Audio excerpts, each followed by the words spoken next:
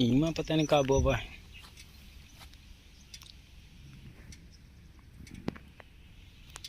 शायद करबी और भी वही है।